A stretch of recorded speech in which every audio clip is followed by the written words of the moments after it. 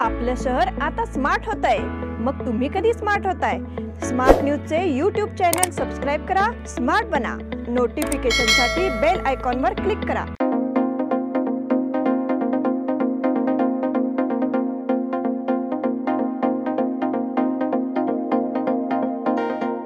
आविष्कारतर्फे शनिवारपासून उन्हाळी बाजार येथील आविष्कार संस्थेतर्फे शनिवार दिनांक 6 व रविवार दिनांक 7 रोजी उन्हाळी बाजार भरवून विविध घरगुती वस्तू पदार्थ खरेदी करण्याची संधी उपलब्ध करून देण्यात येणार आहे।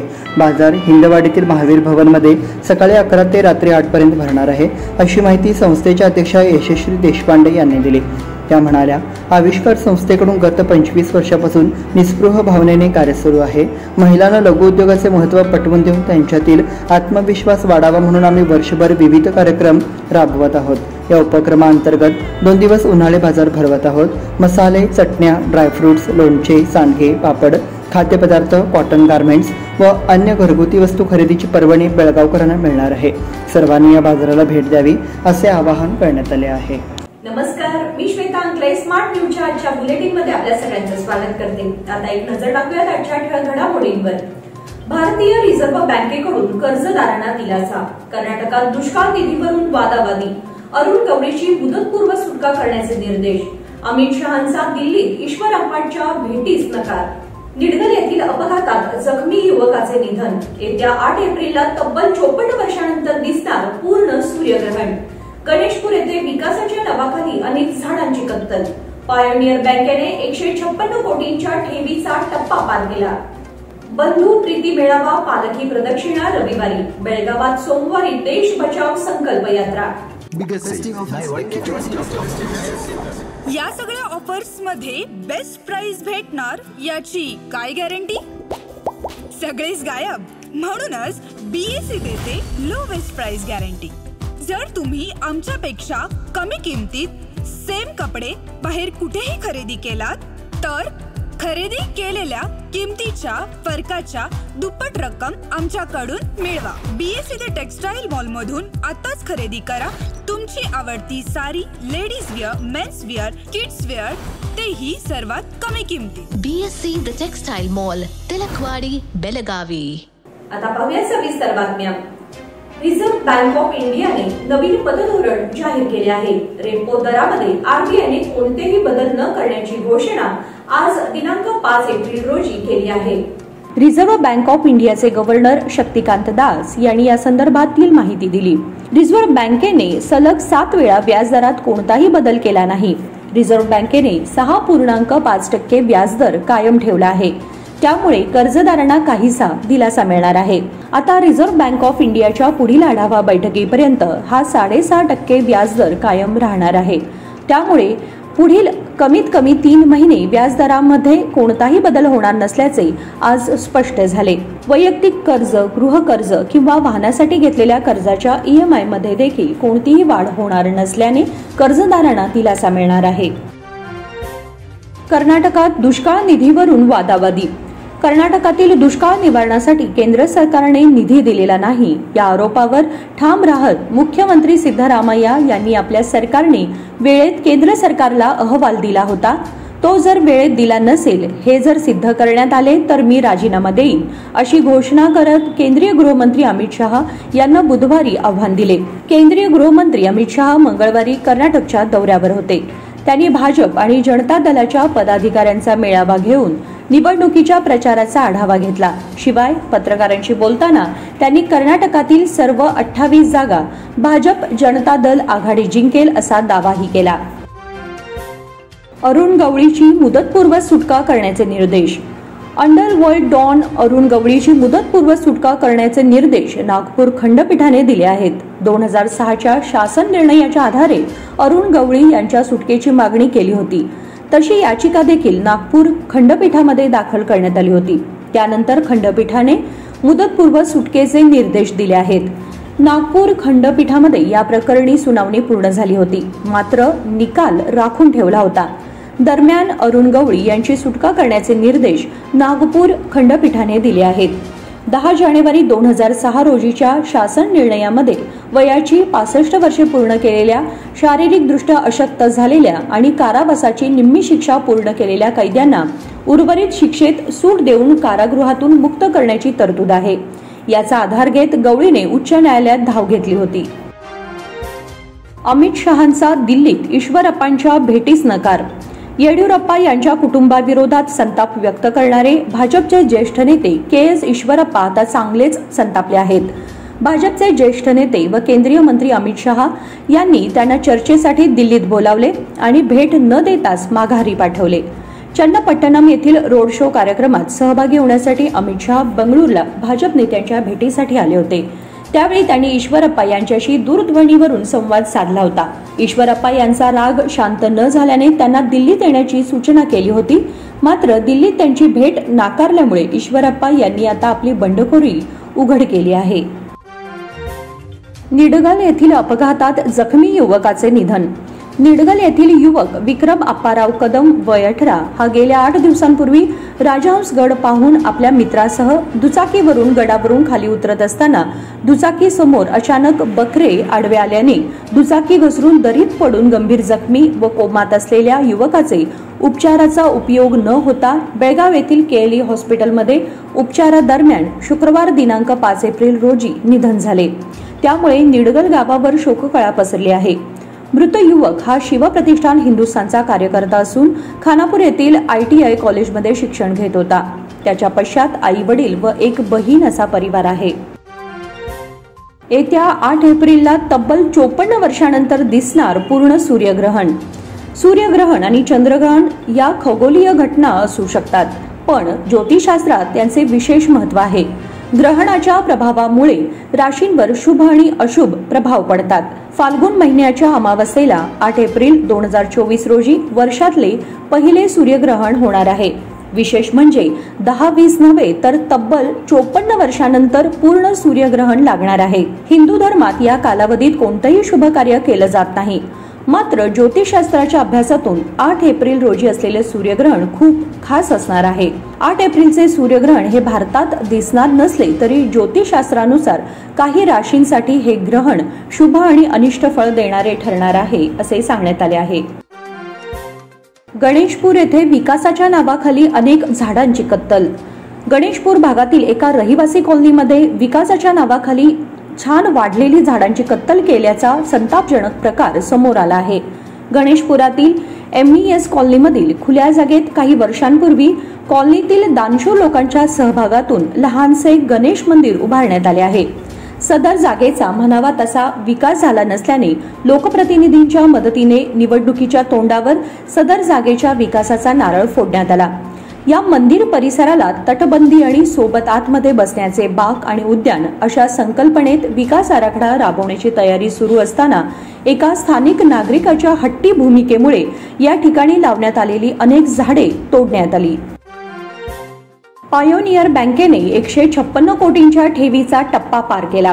दी पायोनियर अर्बन बँक लिमिटेड या 118 वर्ष पूर्ण केलेल्या सहकारी बँकेने गेल्या आर्थिक वर्षात 156 कोटी 70 लाखाच्या ठेवी जमा केल्या असून आजवरचा हा बँकेच्या इतिहासातील विक्रम आहे. गेल्या वर्षी 126 कोटी 47 लाखच्या ठेवी होत्या. त्यामध्ये सुमारे 30 कोटींच्या ठेवींची वाढ झाली असून कर्ज वितरणातही 22 कोटींची वाढ झाली आहे. गतवर्षी 94 कोटी 16 लाखाची कर्जे वितरित करण्यात आली होती. यावर्षी 116 कोटी 11 लाखाची कर्जे वितरित करण्यात आली आहेत. बँकेचा NPA 0% असून बँकेने प्रथमच 2 कोटी 4 लाख 91 हजारचा निव्वळ नफा मिळवला आहे. गत साली नफा 1 कोटी 55 लाख 55 हजार असा होता. या यशाबद्दल बँकेचे सर्व संचालक आणि सर्व कर्मचारी यांच्या वतीने बुधवारी सायंकाळी बँकेमध्ये केक कापून आनंदोत्सव साजरा करण्यात आला. उपस्थितांचे स्वागत करून बँकेचे CEO अनिता मुल्या यांनी बँकेने केलेल्या प्रगतीची माहिती दिली. चेअरमन प्रदीप अष्टेकर यांनी केक कापला. बंधू प्रीती मेळावा पालखी प्रदक्षिणा रविवारी. पंत भक्त मंडळ व यमुनाक्का भजनी मंडळातर्फे रविवार दिनांक 7 रोजी 175व्या बंधू प्रीती मेळाव्याचे आयोजन करण्यात आले आहे. सकाळी 7:30 ते 10 या वेळेमध्ये पंत महाराज बाळेकुंद्री यांची पालखी परिक्रमा आयोजित करण्यात आली आहे. पालखीची सुरुवात राम मंदिर शहापूर येथून होणार असून गाडे मार्ग सराफ गल्ली शहापूर खडे बाजार सराफ कट्टा मीरापूर गल्ली मार्गे दत्त मंदिर येथे सांगता होणार आहे। सर्व भाविकांनी पालखी परिक्रमा सोहळ्याचा लाभ घ्यावा असे आवाहन पंत भक्त मंडळातर्फे करण्यात आले आहे। बेळगावात सोमवारी देश बचाव संकल्प यात्रा संविधानाच्या रक्षणासाठी आणि सद्भावनेतून जीवनातील विविध संघटना आणि मंचांमार्फत राज्यभरात प्रयत्न सुरू आहेत। जनशक्तीची एकजूट दाखवण्यासाठी सोमवारी बेळगाव येथे संकल्प यात्रा होणार आहे। यामध्ये अनेक संस्था, समाज, साहित्यिक आणि सांस्कृतिक क्षेत्रातील नेते सहभागी होणार असल्याची माहिती बंडखोर यल्लाप्पा यांनी दिली। पत्रकार परिषदेमध्ये ते बोलत होते। सर्वसामान्यांचे जीवन पायदळी तुडवले जात आहे असा आरोप शेतकरी नेते सिद्धगौडा मोदगी यांनी केला। मेकांदार, शंकर ढवळी, जी.व्ही. कुलकर्णी, यल्लाप्पा हिम्मडी, फर्नांडिस आदी उपस्थित होते। बातमीपत्रामध्ये वेळ झाली आहे छोट्याशा विरामाची। पुढे जाऊ नका, पाहत राहा स्मार्ट न्यूज। इन सभी ऑफर्स में बेस्ट प्राइस मिलेगी, इसकी क्या गारंटी? सब गायब, इसीलिए BSE देता है लोएस्ट प्राइस गारंटी। अगर आप हमसे कम दाम में सेम कपड़ा कहीं और से खरीदते हैं तो खरीदी हुई कीमत के फर्क की दुगनी धनराशि हमसे पाइए। BSE द टेक्सटाइल मॉल से खरीदिए अपनी पसंदीदा sari, ladies wear, mens wear, kids wear और यहाँ तक की होम फर्निशिंग भी, और वो भी सबसे कम कीमत में। BSE the textile mall, Tilakwadi, Belagavi.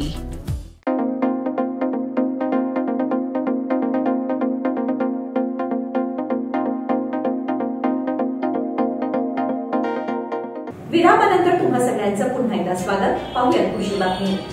रहदारीच्या मार्गावर भर वस्तीत वृद्धाच्या गळ्यातील सोन्याची चेन अज्ञात चोरट्यांनी लंपास केल्याची घटना गुरुवारी सायंकाळी 5च्या सुमारास घडली। याबाबत मिळालेली अधिक माहिती अशी की येथील आदिती सुपर बाजारचे संचालक हंबीरराव तुकाराम चव्हाण वय 80 आपल्या बाजारजवळ आले असता त्यांच्या मागोमाग दुचाकीवरून अज्ञात तरुण पत्ता विचारण्याच्या बहाण्याने आले। त्यांच्याशी चर्चा करत गळ्यात हात घालून 1.5 तोळ्याची सोन्याची चेन हिसकावून पळून गेला। गावातील युवकांनी त्याचा पाठलाग केला पण ते हाती लागले नाहीत। मात्र त्याची छबी CCTV कॅमेऱ्यात कैद झाली आहे। खानापूर तालुका मये समितीची बैठक। खानापूर तालुका महाराष्ट्र एकीकरण समितीच्या वतीने रविवार दिनांक 7 एप्रिल रोजी सकाळी ठीक 11 वाजता राजा शिवछत्रपती स्मारक येथे आगामी लोकसभा निवडणुकीसाठी इच्छुक उमेदवारांच्या अर्जाबाबत विचार विनिमय करण्यासाठी कार्यकारिणी सदस्यांची बैठक बोलावण्यात आली आहे। तरी महाराष्ट्र एकीकरण समितीच्या कार्यकारिणी सदस्यांनी बैठकीस वेळेवर उपस्थित राहावे असे खानापूर तालुका महाराष्ट्र एकीकरण समितीचे अध्यक्ष गोपाळराव देसाई यांनी कळवलं आहे। गोकाकचा धबधबा दुसऱ्यांदा प्रवाहित। हिडकल जलाशयातून घटप्रभा नदीत सोडण्यात आलेल्या पाण्यामुळे यंदा ऐन उन्हाळ्यात गोकाक धबधबा प्रवाहित होऊन येथील निसर्गरम्य परिसर खुलला आहे। घटप्रभा नदी पाण्याअभावी कोरडी पडली आहे। यामुळे जनतेसह जनावरांना देखील पिण्याच्या पाण्याचा प्रश्न निर्माण झाला आहे। ही समस्या दूर करण्यासाठी बेळगाव विभागीय अधिकाऱ्यांनी धरण प्रशासनास आदेश बजावला आहे। या आदेशानुसार हिडकल जलाशयातून 2.2 TMC पाणी सोडण्यात येत आहे। ते पाणी बुधवारी धूपदार जलाशयात संग्रहित होऊन गोकाक धबधब्यावरून कोसळत असून किमान 4 ते 6 दिवस पर्यटकांना येथील खुललेले निसर्ग सौंदर्य निहाळता येणार आहे। पहिल्या दिवशीच मिळणार पाठ्यपुस्तके। यंदा शैक्षणिक वर्षाला 29 मे पासून सुरुवात होणार आहे।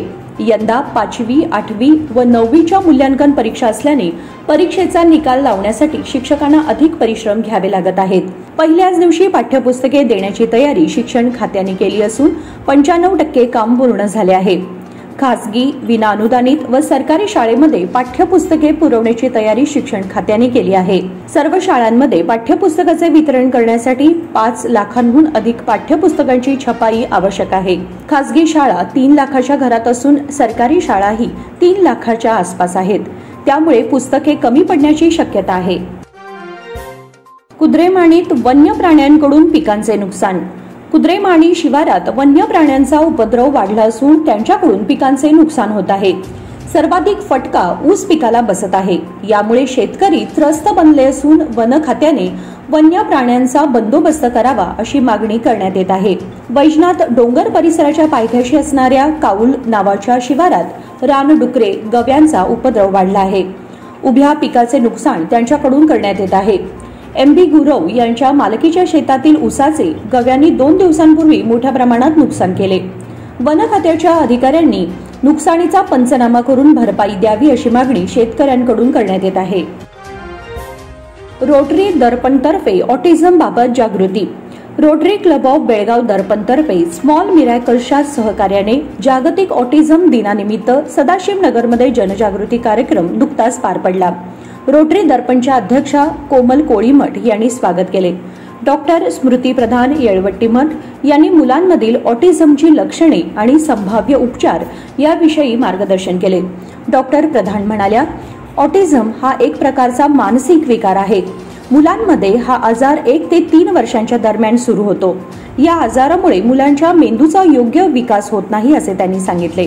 यावेळी सचिव विजयालक्ष्मी मन्निकेरी, रुपाली जनाज यांच्यासह सदन उपस्थित होत्या। जायंट्स सखीतर्फे विद्यार्थिनीला आर्थिक मदत। जायंट्स सखीतर्फे MBBSच्या 3ऱ्या वर्षात शिक्षण घेत असलेल्या अस्मिता बाळेकुंद्रीला पुस्तके व शैक्षणिक साहित्य घेण्यासाठी मदत करण्यात आली। माजी अध्यक्षा दिवंगत नीता पाटील यांच्या स्मरणार्थ त्यांचे पती उमेश पाटील यांच्यासह ज्योती अनुगोळकर, सुलक्षणा शिनोळकर, नम्रता महागावकर, लता कंगराळकर, अश्विनी हंगिरगेकर, संजना पाटील, शीतल पाटील, अर्चना कंगराळकर, शीतल नेसरीकर, स्वाती फडके, हेमा सांबरेकर, सुलोचना कुद्रे, वरदा अंगडी यांचे या कामी आर्थिक सहाय्य लाभले। सोनोलीतून वाहन साखळी जप्त।